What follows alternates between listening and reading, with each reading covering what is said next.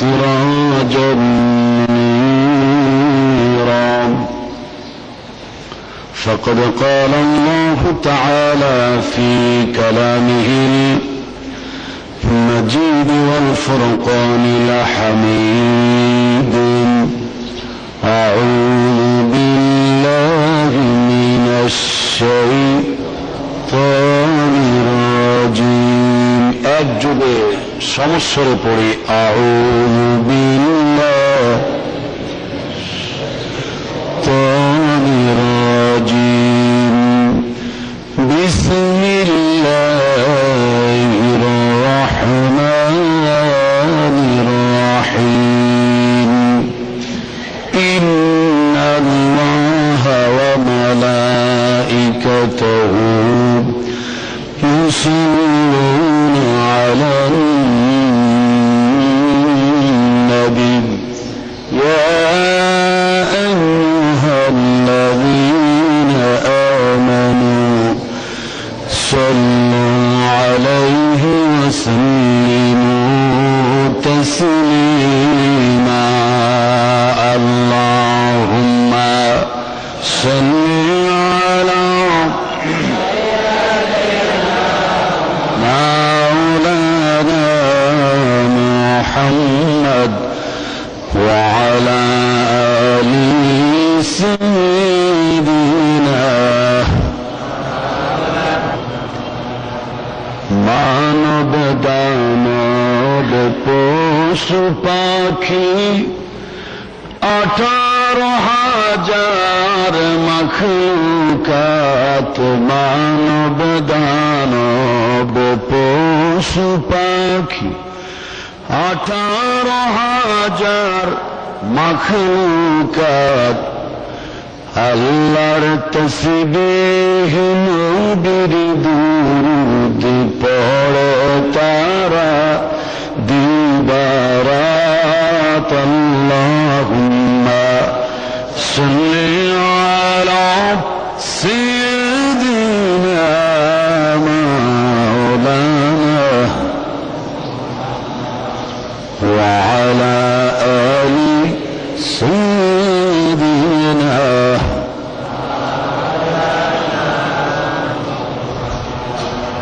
তোমার আমার প্রিয় নবীজি যার তুলনা চলে না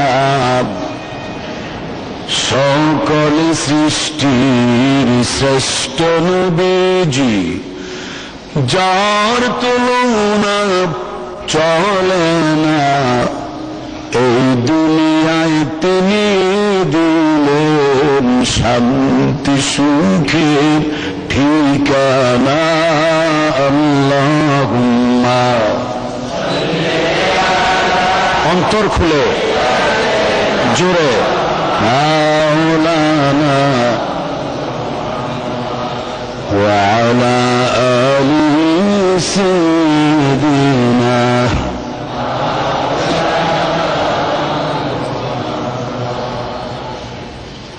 লা ইলাহা ইল্লাল্লাহ জোরে লা ইলাহা আরো জোরে লা ইলাহা ইল্লাল্লাহ লা ইলাহা ইল্লাল্লাহ লা ইলাহা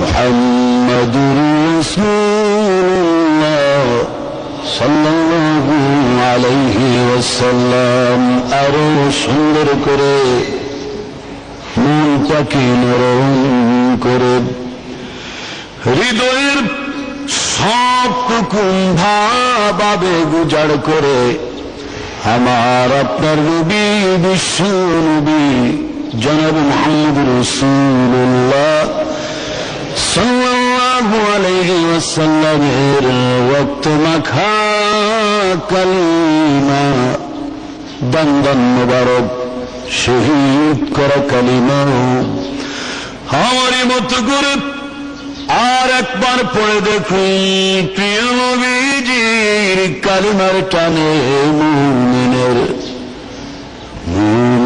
কলিজাটা কিভাবে শীতল হয়ে যায়। লা ইলাহা ইল্লাল্লাহু মুহাম্মাদুর রাসূলুল্লাহ সাল্লাল্লাহু আলাইহি ওয়াসাল্লাম। আল্লাহুম্মা আমিন। ربنا ظلمنا أنفسنا وإن لم تغفر لنا وترحمنا لنكونن من الخاسرين. ربنا لا تزغ قلوبنا بعد إذ هديتنا وهب لنا من لدنك رحمة إنك أنت الوهاب. أي الله تعالى আরবি মাস মুহররমের চাঁদ 10ই মুহররম আশুরা দিবসে তোমার দরবারে আমার ছোট্ট ভূখণ্ড জন্মভূমি বাংলাদেশের রাজধানী ঢাকা জাতীয় মসজিদ বাইতুল মুকাররমে জুমার নামাজের সময় আল্লাহ তাআলা জুমা পূর্ব আলোচনার প্রাক্কালে এই মিম্বারে বসে যা কিছু পড়লাম ভুলভ্রান্তি থাকলে মাফ করে হাদিয়াটুকু সোনার মদিনা নবী পাকের রওজা মুবারকে পৌঁছে দাও।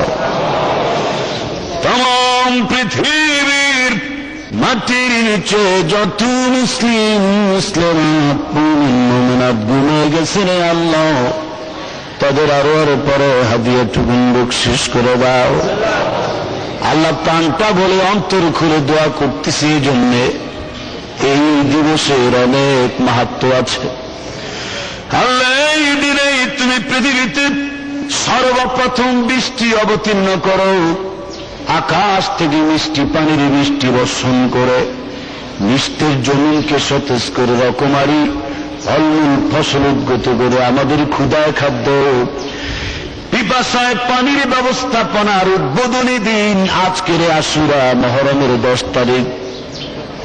এই দিনে আদম আলাইহিস সালামের গুনাহের তওবা তোমার দরবারে মঞ্জুর হয়ে যায়। নূহ নবীর মহাপ্লাবন থেকে যুদ্ধে পারে এই দিনে তোমার নূহ আলাইহিস সালামের কিস্তি ঠেকেছিল রে আল্লাহ। হযরত ইউনূস আলাইহিস সালামের ফেরাউনের কবল থেকে মুসাকে তুমি এই দিনে পরিত্রাণ দিয়েছিলে সাগর অতিক্রম করে। আল্লাহ তাআলা মেহেরবানি করে এই দিনের ফজিলতকে কেন্দ্র করে অন্তত আমাদের জীবনের সব গুনাহ তুমি মাফ করে দাও। আল্লাহ তাআলা আমরা তো তোমাকে জানি রে আল্লাহ, আমরা তো তোমাকে চিনি, তুমি তো সেই আল্লাহ যেই নাকি হযরত মূসা আলাইহিস সালামকে ফেরাউনের কবল থেকে নীল দরিয়া পাড়ি দিয়ে সমুদ্রের মাঝখান দিয়া রাস্তা বানিয়ে তাকে পরিত্রাণ দিয়েছ। সেই সুবাদে আমাদেরকে তুমি মৃত্যুর পরে তোমার কুদরতি কায়দায় ফুলসরাতের পোল পার করে দিও রে আল্লাহ। এই দিনে তুমি আদম নবীর তওবা মঞ্জুর করেছ। আজকের এই দিনের ফজিলতে আমাদের ছোট বড় জীবনের সব গুনাহ তুমি মাফ করে দিও। হযরত ইব্রাহিম আলাইহিস সালামকে এই দিনে তুমি অগ্নিকুণ্ডলী থেকে নিস্তার দিয়েছ রে আল্লাহ। সেই সুবাদে আমাদেরকে তুমি জাহান্নামের আগুন থেকে পরিত্রাণ দিয়ে দাও। আল্লাহ তাআলা এই জুমার নামাজে আমরা যারা উপস্থিত হয়েছি আজ তোমার নবীজির শান সম্পর্কে বক্তব্য দেওয়ার আশা পোষণ করেছি রে মাবুদ। ডেনমার্ক সহ ইউরোপীয় দেশে তোমার প্রিয় নবীজির চেহারাকে বিকৃত করে ব্যঙ্গচিত্র করে তামাম পৃথিবীর মুসলমানদের কলিজার মধ্যে তারা আঘাত এনেছে। আল্লাহ তাআলা সেই রাসূলকে সেই ব্যাপারে আলোচনা করার জন্য মনস্থ করেছি। আমাকে এবং জাতীয় মসজিদ বাইতুল মুকাররমে আগত শ্রোতামণ্ডলীকে এই ব্যাপারে বিশদ আলোচনা শোনার বলার তৌফিক তুমি দান করে দাও। আর যেই দিন আমরা মরে যাব, এই পৃথিবীর প্রাঙ্গণ ছেড়ে চলে যাব, এই জিন্দেগির পরন্ত বেলায়, মৃত্যুর বেলা শেষে, জীবনের বেলা শেষে যখন আজরাইল আমাদের শিরে দাঁড়িয়ে যাবে, রে আল্লাহ, আজরাইলের কঠিন বিভৎস করে চেহারাটুকুন আমাদের সামনে না দেখাইয়া সোনার মদিনার প্রিয় নবীজির নুরানি চেহারাটুকুন হাজির করে তার চেহারা দেখে কালমা পড়ে মরার তৌফিক আমাদের দান করে দিও। আমরা যেন মরার সময় পড়তে পারি লা ইলাহা ইল্লাল্লাহু মুহাম্মাদুর রাসূলুল্লাহ সাল্লাল্লাহু আলাইহি ওয়াসাল্লাম। সম্মানিত মুসলিয়ানি কিরাম, দিক দিগন্ত থেকে, দিক বিদিক থেকে বাংলাদেশের প্রায় প্রতিটি জেলা, গ্রামাঞ্চল মানি বিভিন্ন কাজে ঢাকা রাজধানীতে আসা, স্থায়ীভাবে বসবাস করা, জাতীয় মসজিদ বাইতুল মুকাররমে আগত আজকের জুমার নামাজ আদায়ের উদ্দেশ্যে আগত আমার সম্মানিত মুসলিয়ানি কিরাম, আমরা আল্লাহর দরবারে হাজার লাখ অগণিত অগণন শুকর গুজার করছি, যিনি চিরন্তন, চিরঞ্জীব, শাশ্বত, অবিনশ্বর, যার কোনো লয় নেই, কোনো ক্ষয় নেই, নেই কোনো খাওয়া দাওয়া বিশ্রাম, পুলসরাতের পোল পার করে দিও রে আল্লাহ। কখনই পরমুখাপেক্ষী নন। সে মহান মাবুদ আল্লাহ সুবহানাহু ওয়া তাআলার কুদরতি কদম মোবারকে সিজদা দেওয়ার সুস্বাস্থ্য যিনি দান করেছেন, এই মসজিদ প্রাঙ্গণ পর্যন্ত আসার সুযোগ যিনি দিলেন, সে আল্লাহর দরবারে জানায় লাখ কোটি শুকর।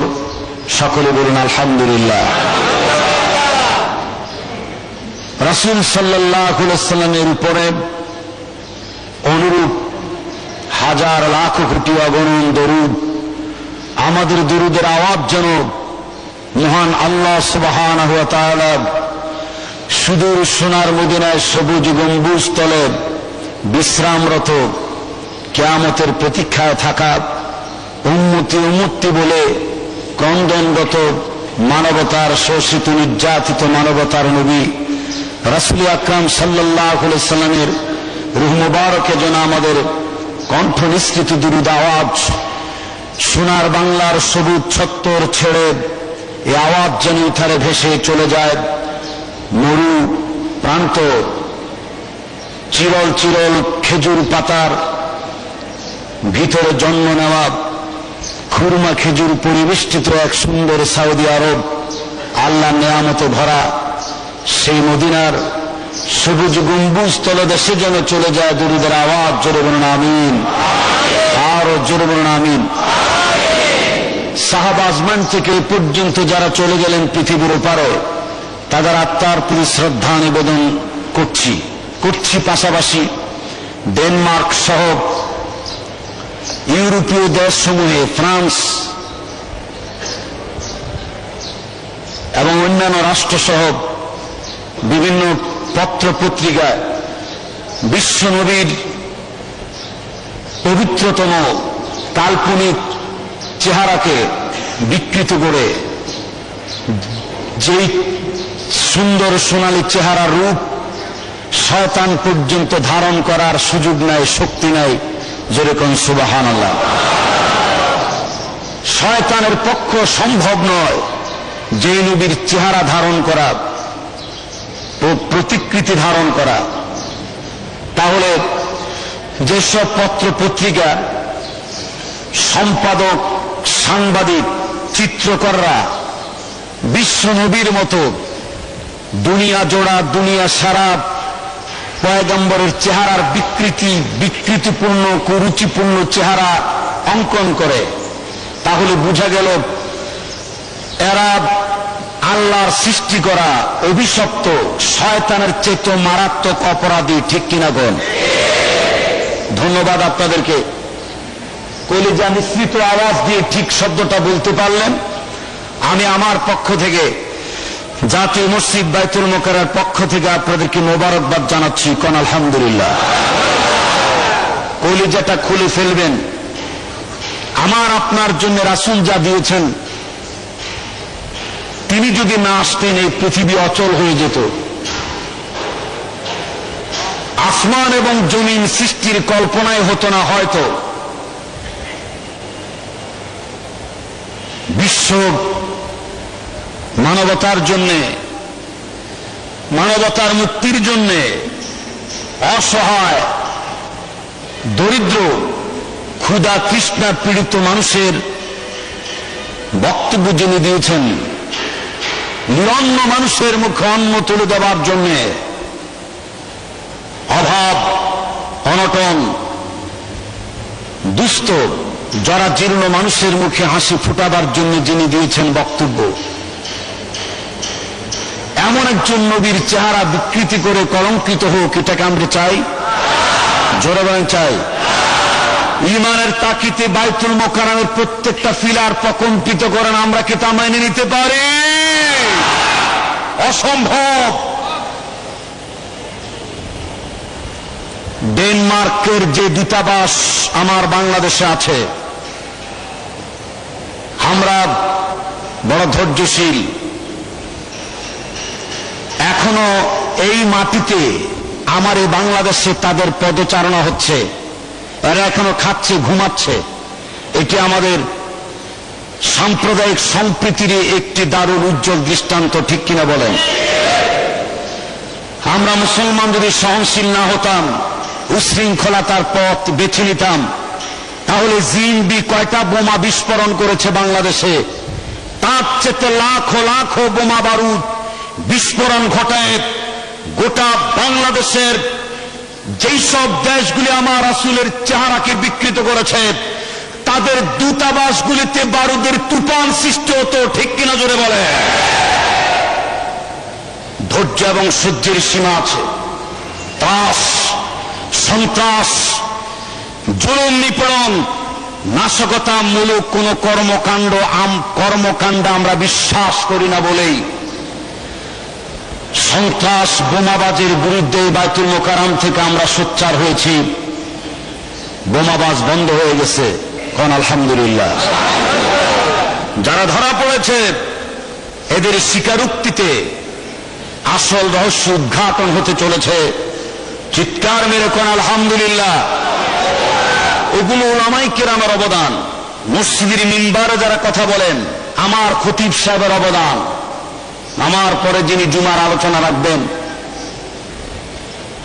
আলহাজ জনাব হযরত মাওলানা ওবায়দুল হক সাহেব সহ বাংলাদেশের লক্ষ লক্ষ মসজিদের ইমাম, খতিব, উলামায়ে কেরাম সোচ্চার হয়েছে।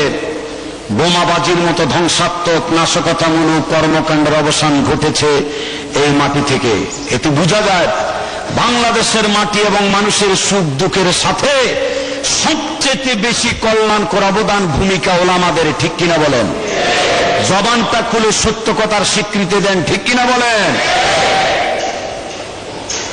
আমরা আরেকটা আবেদনও জানাই, ভেজাল করবেন না, হরতাল করবেন না। বোমাবাজ যেমন একটি অপরাধ, হরতাল আরেকটি অপরাধ। ঠিক জবাব আসতে হলো কেন? নেতা নেত্রীর জন্য মহব্বত লাগে কলিজায়। কলিজাটা খুলে বলেন, বোমাবাজির মতোই আর একটা অপরাধ হরতাল করা, ঠিক কিনা বলেন? শান্ত শিষ্ট পথে, কোরআন এবং সুন্নাহর আদর্শিক পথে দেশ রাষ্ট্র সমাজকে গড়ে তোলার চেষ্টা করুন। হরতাল করবেন না, বোমাবাজি সন্ত্রাস করবেন না, খাদ্যে ভেজাল দিবেন না। এগুলি আমরা যা বলি তা শোনেন, কপালটা ভালো হবে। আন্তরিকতার সাথে বলছি, অত্যন্ত দরদ নিয়ে বলছি, আপনার সমালোচনার আর পত্রপত্রিকার হেডলাইন হওয়ার খোরাক দিচ্ছি না। এগুলি হচ্ছে আমাদের চূড়ান্ত বক্তব্য। আমার ভাইয়েরা, বিশ্ব নবী মানুষের কল্যাণের কথা বলেছেন। আল্লাহ নবী বলেন, মানুষের চলার পথের একটা কাঁটা পর্যন্ত প্রায় যে সরায় দেয়, ইমানের সর্বোচ্চ অঙ্গ হচ্ছে কালেমা লা ইলাহা ইল্লাল্লাহ। আর সর্বনিম্ন পর্যায়ে 70টি শাখা প্রশাখার মধ্যে হচ্ছে মানুষের চলার পথ সুগম করে দেওয়া। জোরে কোন সুবহানাল্লাহ। আমার ভাইয়েরা, টায়ার বাস্ট করে, টায়ার আগুন ধরায়, গাড়িতে হামলা করে, বোমা হামলা করে গাড়িতে আগুন ধরায়,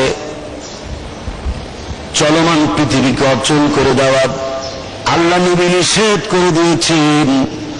হুজুর পূর্ণ সাল্লাল্লাহু আলাইহি সাল্লাম পরিষ্কার নিষেধ করে দিয়েছেন, মানুষের চলার পথে বিঘ্নতা সৃষ্টি করা যাবে না।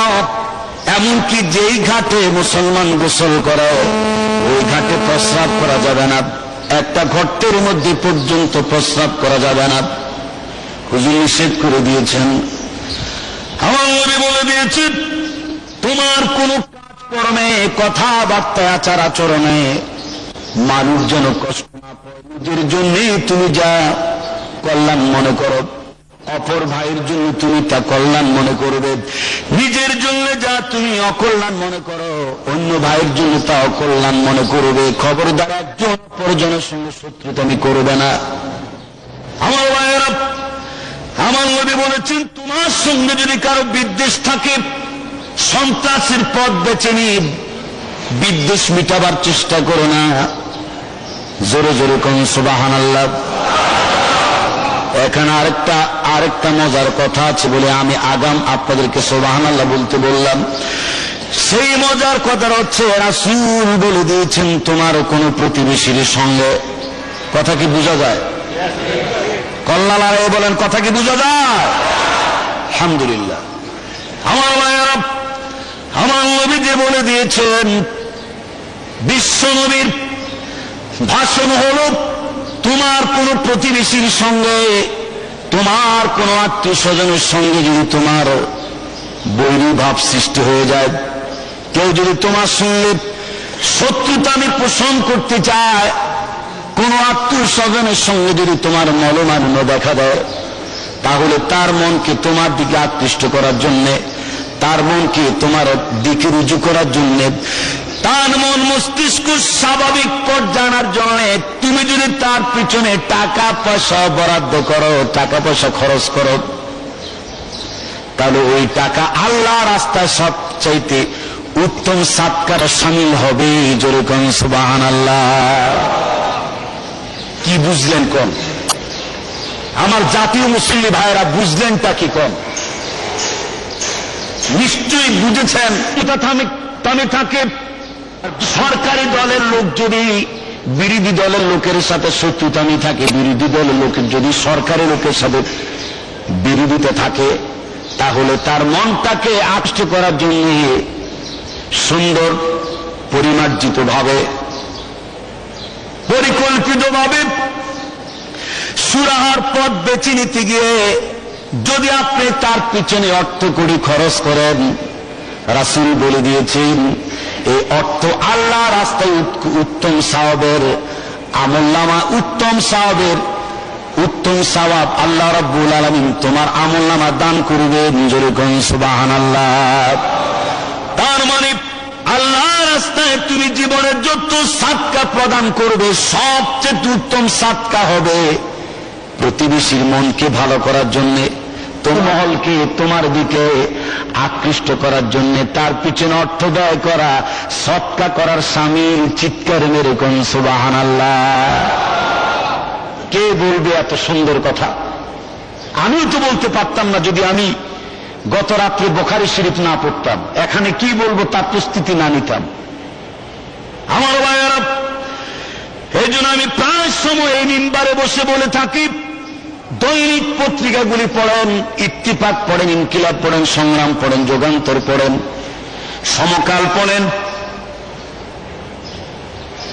প্রথম আলো পড়েন, দ্বিতীয় আলো পড়েন, চতুর্থ আলো পড়েন, যত আলো পড়েন না কেন একটা জিনিস মনে রাখতে হবে, সকালবেলা উঠে প্রস্রাব পায়খানাকে যেমন জরুরি মনে করি, এরকম জরুরি মনে করতে হবে ফজর নামাজ আদায় করা। ঠিক কিনা জোরে কোন? পত্র পত্রিকা, ম্যাগাজিন, অ্যালজাবরা, জ্যামিতি, ভূগোল, ইতিহাস, জুলজি, বায়োলজি থেকে শুরু করে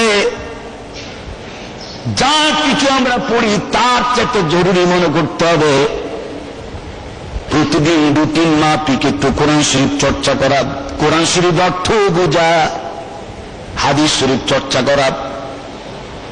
আমার অধিকাংশ কিতাব এই ফাউন্ডেশন থেকে মুদ্রিত বঙ্গানুবাদ যেগুলি সেগুলি আমি কিনেছি। বিভিন্ন লাইব্রেরির সঙ্গে একটু যোগাযোগ করবেন। কোরআনের তাফসিরি যেগুলি, হাদিসের ব্যাখ্যা পূর্ণ তরজমা যেগুলি পড়বেন, কলিজাটা ভরে যাবে। রাসূলকে চিনবেন, আল্লাহকে চিনবেন, আল্লাহ নবীর সাহাবীদের চরিত্র বোঝা যাবে, মনটা ভরে যাবে, কলিজাটা বড় হবে, মস্তিষ্ক শার্প হবে, জ্ঞানের দরজা উন্মুক্ত হবে, জ্ঞান ও সম্ভার আপনার জীবনকে, আপনার জীবনের জটিলতাকে দূর করে দেবে। যেমন ধরুন এত চমৎকার হাদিস, আপনি যে আপনার মেয়ের জন্য, আপনি যে আমি আপনার মেয়ের জন্য, আমি আপনি যার যার স্ত্রীর জন্য, মায়ের জন্য, বাপের জন্য এই যে অর্থ বরাদ্দ করি, টাকা পয়সা ব্যয় করি, আল্লাহর হাবিব বলে দিয়েছেন কোন স্বামী তার স্ত্রীর মুখে যতগুলো লোকমা খাবার তুলে দেবে প্রতিটি লোকমার পিছনে আল্লাহ রাব্বুল আলামিন স্বামীর আমলনামায় সাদকা প্রদানের সওয়াব দান করে দিবে। চিন্তা করছেন? স্ত্রী পুত্র পরিবারের জন্য ব্যয় ভার আমি আপনি যদি গ্রহণ করি আল্লাহর হাবিবের পক্ষ থেকে কত সুন্দর সওয়াবের আশ্বাস বাণী দেওয়া হয়েছে। আমি আবারও বলি, আল্লাহ নবী বলে দিয়েছেন তুমি যদি প্রতিদিন প্রতি ওয়াক্তে তুমি তোমার স্ত্রীর মুখে যতগুলো খাদ্যের লোকমা তুলে দেবে, প্রতিটি লোকমার বিনিময়ে আল্লাহ রাব্বুল আলামিন তার রাস্তায় সাদকা করা সওয়াব তোমার আমলনামায় লিপিবদ্ধ করে দিবে। সম্মানিত ভাইয়েরা আমার, এত সুন্দর কথা বলেছেন রাসূল সাল্লাল্লাহু আলাইহি ওয়াসাল্লাম জাতির জন্য, মানুষের জন্য। শুধু তাই না, আল্লাহ নবী মানুষকে দান করতেন, সাদকা করতেন, অভাবী মানুষের পাশে দাঁড়াতেন। আমার নবী একটা চাদর গায়ে দিয়ে বসেছিলেন, এমন সময় একজন দুষ্ট লোক এসে আল্লাহর হাবিবের গলার চাদরটা খুব জোরে টান মেরেছে। আল্লাহ নবীর গায়ের চাদরটা টান মারার পরে আল্লাহর হাবিবের গায়ের মধ্যে চাদরের টানের দাগ পর্যন্ত বসে গেছে। আমার ভাইয়েরা, ওই দুষ্ট লোকটি আমার নবীর গায়ের চাদর টানতে গিয়ে এমন জোরে হেঁচকা টান মেরেছে, চাদরের দাগ পর্যন্ত আল্লাহর হাবিবের গায়ের মধ্যে লেগে গেছে। চাদরটা টান মেরে বলছে, হে মুহাম্মদ, আমি তোমার কাছে এসেছি, আমারে কিছু দান করো। সুবহানাল্লাহ, আমারে তুমি কিছু দান করো। আল্লাহর হাবিব রাগ করলেন না, গোসা হইলেন না, সে যা চাইতে এসেছে তাকে দিয়ে তাকে খুশি মনে আল্লাহর হাবিব বিদায় করেছেন। সুবহানাল্লাহ। আমার ভাইয়েরা, আল্লাহর নবী রাসূল আকরাম সাল্লাল্লাহু আলাইহি ওয়াসাল্লাম তিনি বসে আছেন সাহাবীদেরকে নিয়ে। এমন সময় একজন মহিলা হুজুরের কাছে এলেন, রাসূলের কাছে একখানা চাদর নিয়ে এসেছেন, বুরদা নামক চাদর। বুরদার চাদরকে বুরদা বলা হয়, সেই চাদরকে বুরদা বলা হয় বুখারী শরীফের ভাষায়। সেটা হলো যেই চাদরের চতুর্পাশটা বিভিন্ন রং বেরঙের কারুকার্য খচিত, বিভিন্ন রং বেরঙের চক্ষু শীতলে চিত্তাকর্ষক রং বেরঙের কারুকার্যে খচিত তার চতুর্পাশ, চাদরের চতুর্পাশ একে বরদা বলা হয়। মহিলা দারুণ আর্য করে বলছে, নবী গো, আমি বড় শখ করে আপনার গায়ে ব্যবহারের জন্য আমি নিজে হাতে চাদরখানা বুনাইছি। চাদরখানা আমি নিজে হাতে তৈরি করেছি, বুনাইছি। যেরকম আলহামদুলিল্লাহ। আমার একটা আর্য আপনার পবিত্র দেহ আমার এই চাদর পরিবেষ্টিত থাকবে গো নবীজি, মেহেরবানি করে চাদরটুকুন আমার পক্ষ থেকে আপনি হাদিয়া গ্রহণ করুন। আল্লাহর হাবিব ওই মহিলার আশা পূরণ করার জন্য চাদরখানা হাদিয়া গ্রহণ করলেন। আর গ্রহণ করে তিনি তার নিজের গায়ের মধ্যে চাদরখানা সুন্দর করে জড়াই নিলেন। এর মধ্যে একজন দলীয় লোক, আল্লাহ নবীর সহচরদের মধ্যে একজন রুচিশীল মানুষ, সাহাবী, বলছে, নবী গো, চাদরটা ধরে ধরে বলছে, নবীজি গো, কি চমৎকার চাদর আপনাকে উপহার দেওয়া হয়েছে। নবীজি গো, কি সুন্দর লাগে, কি দারুণ লাগে। এই চাদরটুকু যদি আমি পাইতে পারতাম কতই না ভালো হতো। এমন একটি চাদর আমারও হওয়া চাই। সুবহানাল্লাহ। আমার নবী বলেছেন, তোমার কি তাহলে এই চাদরটা খুব পছন্দ হয়েছে নাকি? লোকটা বলছে, হুজুর, দারুণ পছন্দ হয়েছে, আমি পাইলে বড় খুশি হইতাম। চাদর প্রাপ্তির জন্য এরকম আবেদন যখন জানানো হলো, আমার নবী নিজের ঘরে চলে গেলেন।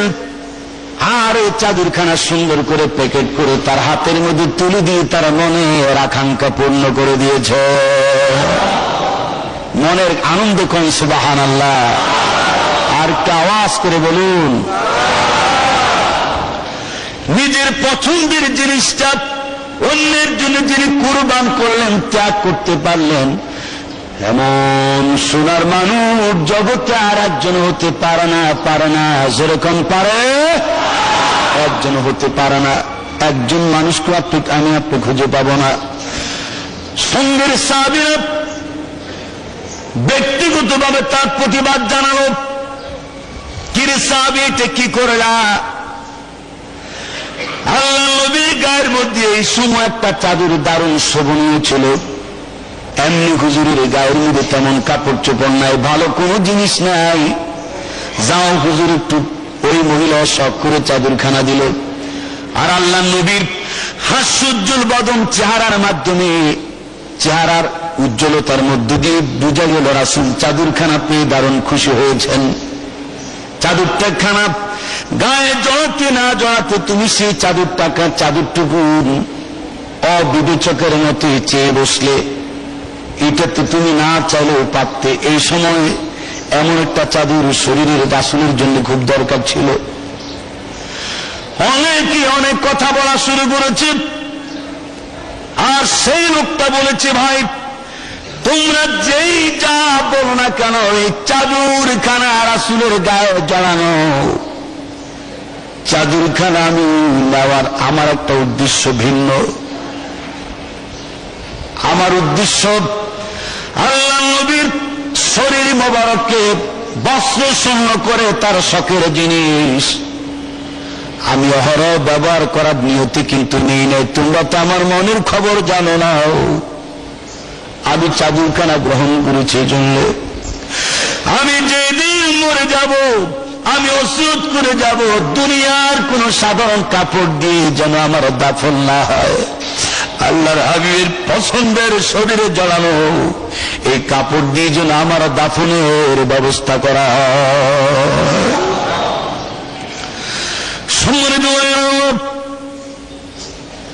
বুখারী শরীফের ভিতরে সত্যি লেখা হয়েছে, সেই লোকটার অন্তিম ওসিয়ত অনুসারে তার ইন্তিকালের পরে, তার মৃত্যুর পরে তার পরিবার বর্গ এই চাদরখানা দিয়ে তাকে কবরস্থ করেছে। যেরকম সুবহানাল্লাহ। নবীকে যারা চিনেছে, নবীকে যারা বুঝতে পেরেছে, তার প্রেম লীলা খেলায় যারা হাবুডুবু খেলতে পেরেছে, ভাইয়েরা, ওদের দৃষ্টিতে রাসূল ছাড়া কিছুই রাসূল ছাড়া কারো ভালোবাসা তাদের অন্তরে নাই। আমার মায়ের হযরত আমির মাবিয়ার আল্লাহর নবীর সাহাবী হযরত আমির মাবিয়ার ইন্তিকালের পরে তার দাফন কাফনের সময় একটা প্যাকেট তার লাশের পাশে হাজির করা হলো। পরিবারের পক্ষ থেকে বলা হয়েছে আমির মাবিয়ার দাফন কাফনের মধ্যে প্যাকেটে যা আছে তা ছিটিয়ে দেন। প্যাকেট খুলে দেখা গেল অনেকগুলো লোক সেই প্যাকেটের মধ্যে জমা আছে। হযরত আমির মাবিয়া আল্লাহর নবীর সান্নিধ্যে থাকতেন, কাতিব ওহী ছিলেন। আর রাসূল সাল্লাল্লাহু আলাইহি সাল্লাম তার হাত পায়ের নখ কর্তন করে করে যতগুলো নখ ছিঁড়ে ফেলতেন। আমার ভাইয়েরা, একটা নখও বৃথা যায় নাই। হাত পায়ের সমস্ত নখগুলো হযরত আমির মাবিয়া জমা করে রেখে দিয়েছেন। আর ওসিয়ত করে গিয়েছেন, আমি যখন ইন্তেকাল করব আমার মরা লাশের ভিতরে আল্লাহর নবীর হাত পায়ের নখগুলি আমার কাপড়ের মধ্যে ছড়িয়ে ছিটিয়ে দেবে। হাসরের ময়দানে কবর হাসর যদি আমার সঙ্গে কোনো দুর্ব্যবহার করতে চায়, আল্লাহর কাছে ফরিয়াদ থাকবে, আল্লাহর যে মৃতদেহের সঙ্গে পৃথিবীর সবচাইতে পবিত্রতম দামি মানুষটির মুখ জড়ানো আছে, ওই দেহ যেন আল্লাহ রাব্বুল আলামিন কবর আযাব হাসরে জাহান্নামের আগুন থেকে হেফাজত করে। এই জন্য নখগুলি আমার দেহের সঙ্গে ছিটিয়ে দেবে। যেরকম সুবহানাল্লাহ। আমার মুসলমান ভাইয়েরা, নবীকে যারা চিনতে পারে নাই তাদের হিসাব একরকম, আর যারা নবীকে চিনতে পেরেছি তাদের হিসাব আবার অন্যরকম। শুনলে আপনারা অবাক হয়ে যাবেন। হযরতে রাসূল পাক সাল্লাল্লাহু আলাইহি ওয়াসাল্লামের সঙ্গে যারা বেয়াদবি করেছে, ওদের এই পৃথিবীতে দীর্ঘমেয়াদী তারা টিকতে পারে নাই। আল্লাহর জমিন তাদেরকে গ্রাস করে ফেলেছে। আল্লাহর জমিন তাদেরকে বরদাস্ত করতে পারে নাই। আল্লাহর পৃথিবীর কোন পশু পাখি পর্যন্ত তাদেরকে বরদাস্ত করতে পারে নাই। আবু লাহাবের ছেলে উতবা, তার নাম আবু লাহাব, এমন উতবা একটা ব্যবসায়ী কাফেলা নিয়ে মক্কা থেকে সিরিয়া রওনা দেবে। প্রস্তুতি গ্রহণ করাকালীন উতবা তার বাবা আবু লাহাবকে ডেকে বলেছে, বাবাজি, সিরিয়া গমনের আগে আমি একটু মুহাম্মদের সামনে তার প্রভুরে গাল দিয়ে আসি। বাবাজি, আমাদের সফরের প্রাক্কালে এই মক্কা সিরিয়া গমনকালে আমি একটু মুহাম্মদের সামনে তার প্রভুরে একটু গালাগালি করে আসি। এই বলে রাসূল সাল্লাল্লাহু আলাইহি ওয়াসাল্লামের কাছে এসেছে। আল্লাহ নবীর সামনে এসে বলছে, হে মুহাম্মদ, তুমি যে বলেছ মেরাজের রজনীতে আল্লাহর সঙ্গে তোমার দেখা সাক্ষাৎ হয়েছে এবং একটা ধনুকের ব্যবধান ছিল তোমার মাঝে আর তোমার প্রভুর মাঝে, আমি এটা বিশ্বাস করি না, আমি এটা বিশ্বাস করি না, তোমারও মানি না, তোমার প্রভুরও মানি না। এই জাতীয় অত্যুক্তি করা শুরু করেছে। আল্লাহ নবীর মুখের উপরে এমন খারাপ কথা, আল্লাহর কোরআনের বক্তব্যকে রাসূলের মেরাজকে এইভাবে জঘন্য ভাষে অস্বীকার করা রাসূলের মনের মধ্যে দারুণ আঘাত লেগেছে। আমার নবীজি তাৎক্ষণিকভাবে একটা বদদোয়া দিয়েছেন আর বলেছেন, আল্লাহ, তোমার জগতে ছড়িয়ে ছিটিয়ে থাকা কুকুরগুলির মধ্যে থেকে একটা কুকুর তার জন্য বরাদ্দ করো। শুধু এটুকু বলেছেন। বলার পরে আল্লাহ নবী তার জায়গায় রইলেন, আর উতবা তার পিতা আবু লাহাবের কাছে ফিরে আসলো এবং এসে বলছি, আমি মুহাম্মদের আল্লাহর গালি মেরে এসেছি। মুহাম্মদের উপরে তার আল্লাহ যা কিছু অবতীর্ণ করেছে ওই মেয়েরাজ রাতের ওই কথাগুলিকে অস্বীকার করে এসেছি, তার মুখের উপরে এগুলো আমি ছড়ে মেরে এসেছি। কিন্তু মোহাম্মদ আমাকে এই বলেছে, এই বলে আমাকে অভিশপ্ত করেছে। আবু লাহাব বলেছে, হায় হায় তুমি কি করলা? আমি তো এবার তোমার জীবন সম্পর্কে দারুণ সন্দেহ পোষণ করছি। তোমার জীবনটা এখন দারুণ রিস্কের উপরে অতিবাহিত হবে, কারণ মোহাম্মদ যা বলে আল্লাহ তা শোনেন। দোয়া করলো দোয়া লেগে যায়, নেক দোয়া করুক আর বদ দোয়া করুক, মোহাম্মদ যা বলে তা লেগে যায়।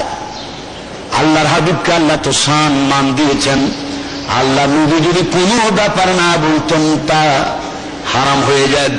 আমার নবীজি কোনো ব্যাপারে যদি হ্যাঁ বলতেন তা হালাল হয়ে যায়। আল্লাহ নবী যদি নিচের দিকে তাকাতেন সপ্ত জমিন ব্যাগ করে আল্লাহর হাবিবের দৃষ্টিশক্তি পাতালপুরের ওপারে পর্যন্ত পৌঁছে যেত। জোরে করেন সুবহানাল্লাহ। আমার নবীজি যদি মক্কা থেকে একটা পা উঁচু করতেন, সেই পা চলে যায় বাইতুল মাকদাসে। দুইটা পা যদি তিনি উঁচু করতেন, সেই পা চলে যায় সপ্তাহ কাশমারে দিয়ে আরশ আজিমে। জোরে করেন সুবহানাল্লাহ। সম্মানিত ভাইয়েরা আমার, এই নবী যা বলেন, কারো প্রতি যদি আমার মাবুদ সম্পূর্ণ আন্তরিক ভাবে যদি খুশি হতেন, তার জন্য জান্নাত ওয়াজিব হয়ে যায়। আর কারো প্রতি আল্লাহর হাবিব যদি না খুশি হয়ে যেতেন, জাহান্নাম ছাড়া তার কোনো গত্যন্তর নাই। সম্মানিত উপস্থিতি আমার, এমন একজন নবী আবু লাহাবের ছেলে উতবার ব্যাপারে যে বদদোয়াটা দিয়েছেন, ওই বদদোয়া তাৎক্ষণিকভাবে আল্লাহর কাছে লেগে গেছে। তার প্রমাণ হল উতবা এবং তার পিতা আবু লাহাব সহ বাণিজ্যিক কাফেলা সিরিয়া অভিমুখী সফরকারী এক ঘোর অরণ্য জায়গার ভিতরে তারা তাবু খাটাইছে রাত্রে একটা আবাদতখানায়। আবাদতখানার জিম্মাদার যিনি, তিনি তখন ওই কাফেলাকে ভীতিকর কথা শোনালেন। বলছে, তোমরা এখানে কেন এলে?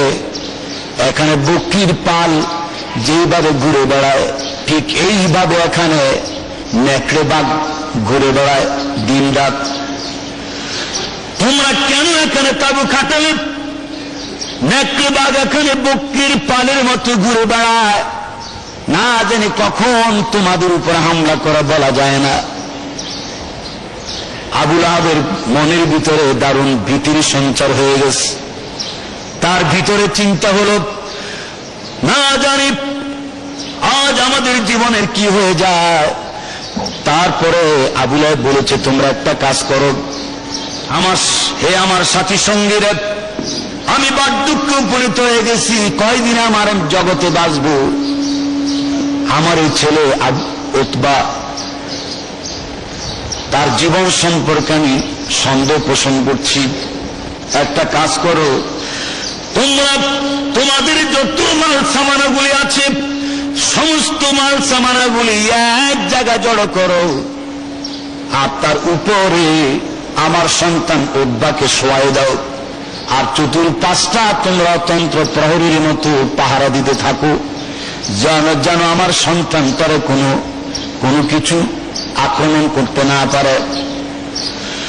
সম্মানিত ভাইরা, রাত গভীর হওয়া শুরু হল। সত্যি নেকড়ে পালের বকরির পালের মতো নেকড়ে বাঘ চতুর্দিকে ভীতি করে ডাক শুরু করে দিয়েছে। এমন সময় একটি সিংহ, আপনি এই ঘটনাটা তাফসীর ইবনে কাসিরের ভিতরে পাবেন। সূরা আন-নজমের তাফসীরে পড়তে গিয়ে তাফসীর ইবনে কাসিরের ভিতরে আপনি ঘটনাটা পাবেন। সম্মানিত ভাইয়েরা আমার, আবু লাহাব আর তার সাথী সঙ্গী উতবার পুরা রাস্তা ঘেরাও করে ফেলেছে।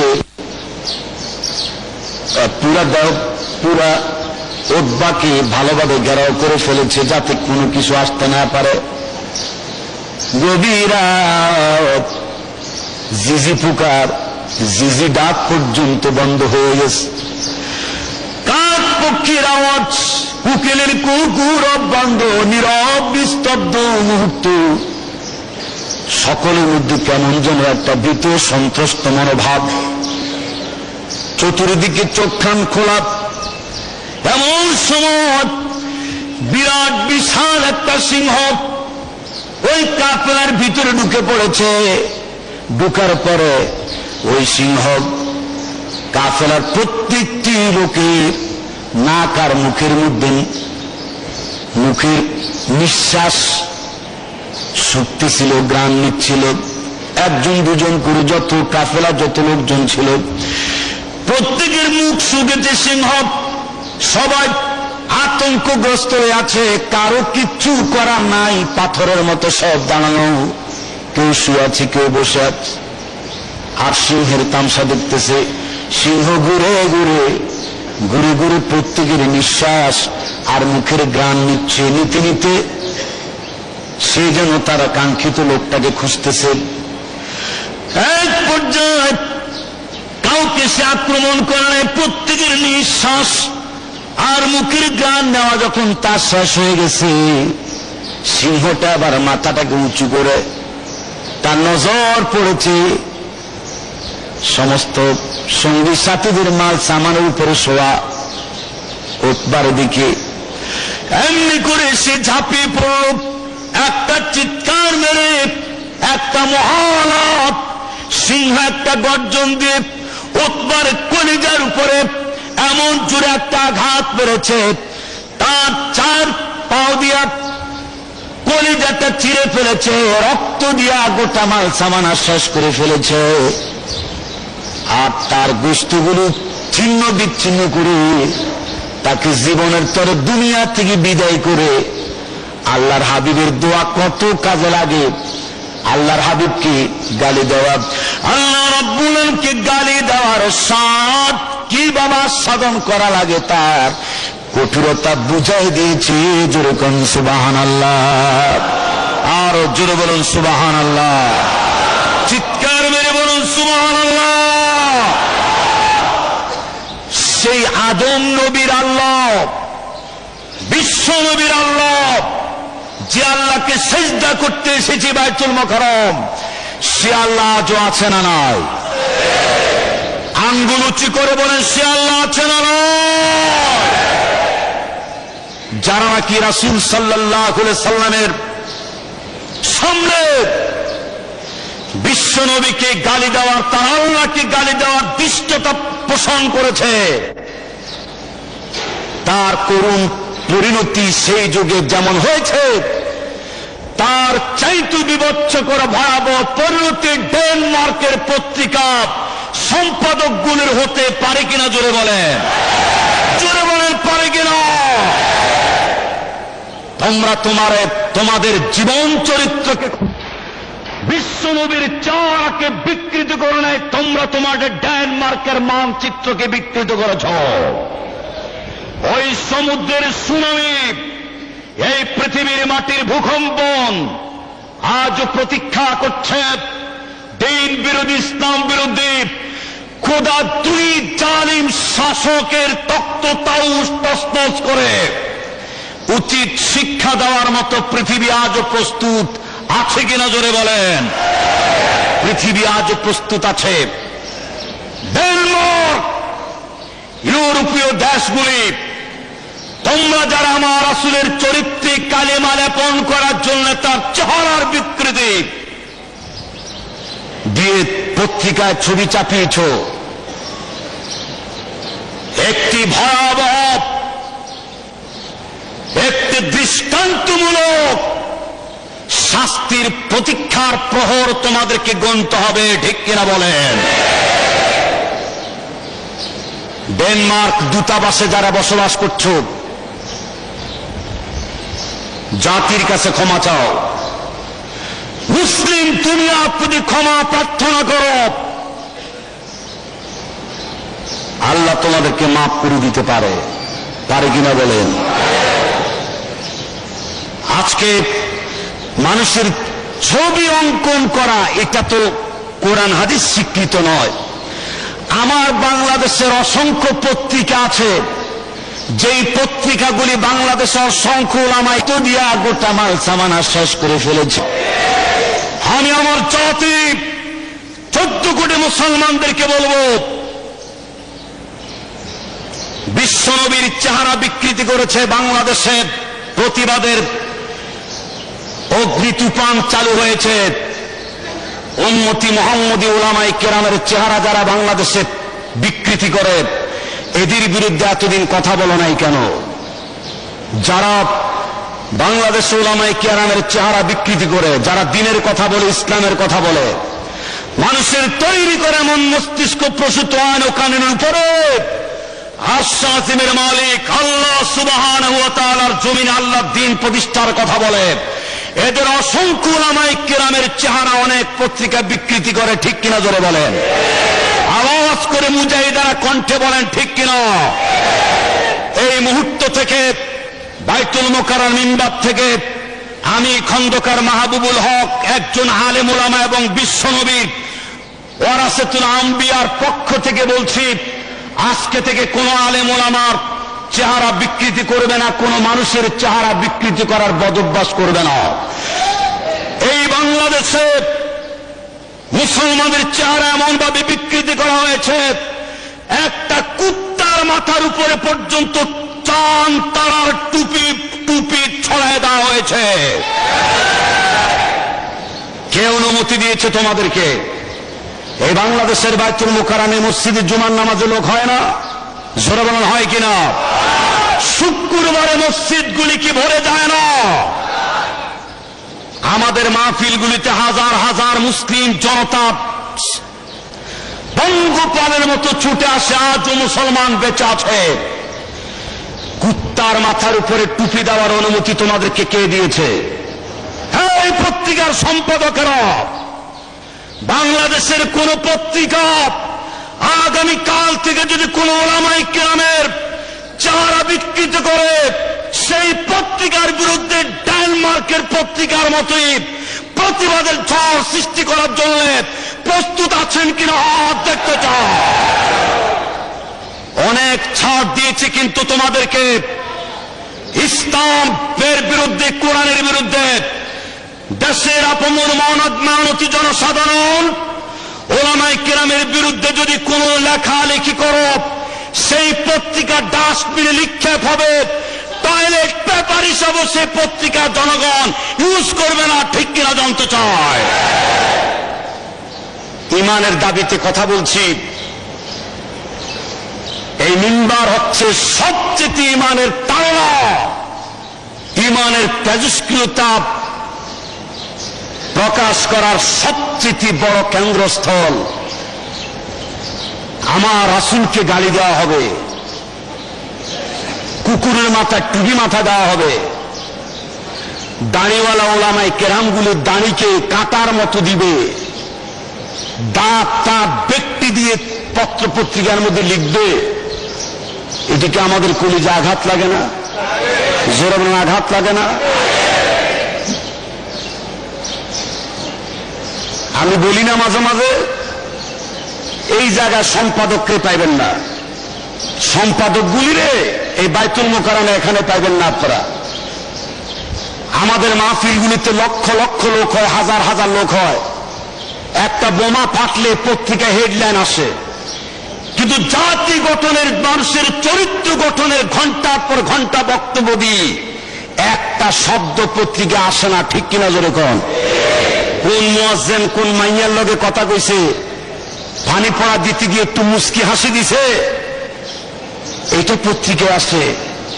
কিন্তু হাজার হাজার মানুষের চেতনা, ইমানের জজবার বক্তব্য দেওয়া হয়, দেশ জাতি সমাজ সরকার এবং মানবতার মুক্তির কথা বলা হয়।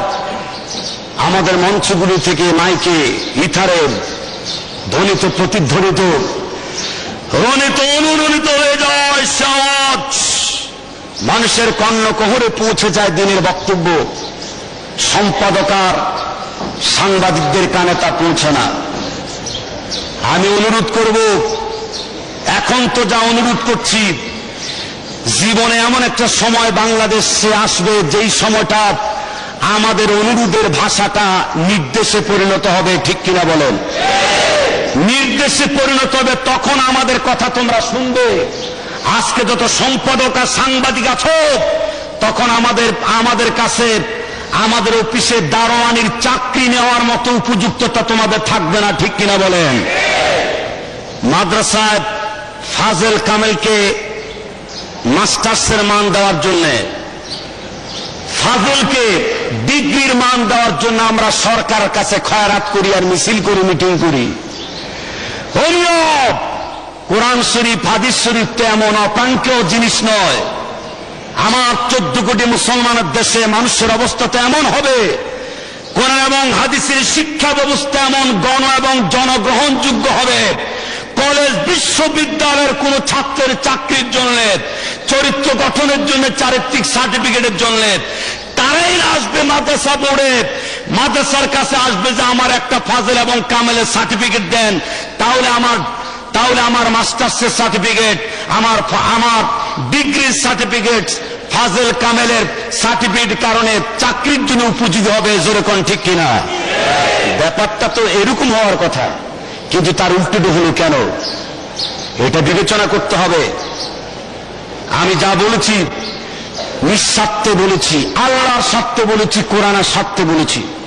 আমরা কলিজা দিয়ে হৃদয় দিয়ে ডেনমার্ক এবং ইউরোপীয় যত পত্র পত্রিকাগুলি রাসূল সাল্লাল্লাহু আলাইহি সাল্লামের চেহারার বিকৃতি সাধন করেছে, আমরা তার তীব্র নিন্দা করি, ঠিক কিনা বলেন? আমরা এখান থেকে নিন্দা করি, সেই নিন্দার সঙ্গে কারা একমত? দুহাত দেখায় বলুন। আমার খতিব সাহেব, আমাদের সম্মানিত পুরুধাপ, এই দেশবাসীর মুখপাত্র, আমাদের সম্মানিত শ্রদ্ধাভাজন খতিব জনাব আলহাজ হযরত মাওলানা ওবায়দুল হক সাহেব, তিনি তো অবশ্যই তার বক্তব্য দিবেনই। এই ব্যাপারে আমরাও এই বাইতুল মুকাররম থেকে জুমা পূর্ব আলোচনা সরকার এবং ইউরোপীয় দেশগুলিতে ডেনমার্কের কাছে নিন্দা প্রকাশ করছে। এই কাজ তাদের উচিত হয় না।